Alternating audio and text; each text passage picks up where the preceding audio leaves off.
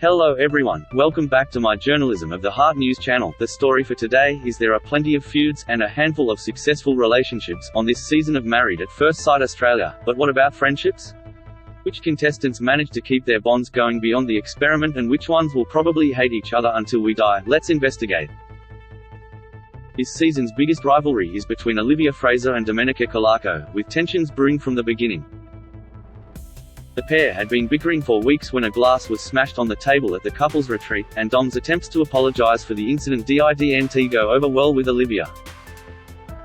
I think it's absolutely disgusting that she's getting a hero edit when she's been revolting to her husband and other cast members, Olivia says. In all the major issues, Domenica is the common denominator. Olivia was later revealed to be the person behind circulating a nude image of Domenica, without her consent, in one of the most shocking scenes fans have ever seen. You can read our full interview with Domenica here. As a result, it's pretty clear they're not friends outside of the experiment. In a radio interview, Olivia claimed if she had control of her Instagram account right now she wouldn't be following Dom. 9 reps are currently running the contestants' accounts in order to post in line with the show and protect them from social media bullying. I would completely block her. I think if there was any direct contact between us I would be absolutely appalling.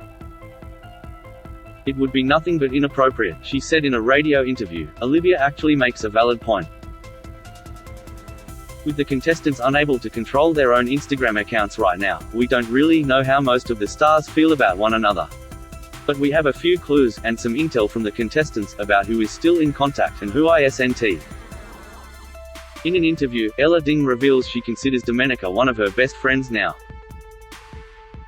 Domenica, she's one of my best friends. I've gained a true close friend out of this experiment. She always had my back and I always had hers. She's always got everyone's back, but people must understand where she's trying to come from, Ella tells us. It's the reason why we've all been put on this experiment, to talk about what's going on, and Domenica would always be that person who was like, let's talk about it, but some people would take it the wrong way of her butting in. Ella says that her on-screen husband, Mitch Ano, isn't too keen on talking about MAFS, but adds that she's in a close friendship group with Domenica, Jack Miller, Brent Vidiello, Al Perkins, and Selena Chaw. We are all so close. I'm in Sydney like every second weekend just so I can hang out with them. And we have a group chat that we talk in 500 times a day. We're just like this little family, and the support is there. They understand what you've been through. Likewise, Domenica tells that they talk every day. Of all the people, Selena has been very apologetic after the nude photo scandal. And then Brent has been very apologetic. He has really. I think he was stuck between a rock and a hard place during the time of filming, but he's been completely apologetic to me and been reaching out almost every day, Domenica says. We're in a group chat and we talk all day every day and support each other. We know that what happened in that environment is one thing, one part of our lives. We're all friends now, and what we're going to make of life now is a completely different story. She also adds she hasn't heard a peep from the women who didn't support her through the scandal. Still to this day, though, Olivia never apologized to me, Tamara Djordjevic never did, Samantha Moitzi never did, so there's a lot still that people aren't owning up to, and that's their prerogative. Whatever. It says more about them. Ella also says she had a gut feeling about Tamara and Olivia from the first time she met them, and claims her intuition was right and she's not on friendly terms with the ladies now. There were definitely shifts that formed and divides that do form between the women especially, and when I look back on it on my first impressions, everything I thought was right. And everything I thought was going to happen, did happen, she said. They didn't show it, but at the hen's party, Tamara said something about if she didn't like her husband, she would steal someone else's, Ella reveals, adding it rubbed her the wrong way. From the get-go at the hen's party, I didn't get good energy from Olivia. She's nice on first impressions, but I had this feeling in me that there was something else to her. I was like, I don't really know. In an interview with Hit FM she added, it was pretty clear, the nude photo scandal was gossip because everyone had seen it but me. There was obviously a reason that everyone had seen it but me. It was childish. It was immature, and it was high school crap, and, like I said, we all have choices. We get to choose how we handle situations. The way people handled it at the dinner party is immature. While one core group of friends from the experiment is clear, there are also a few other friendships that have lasted beyond the show.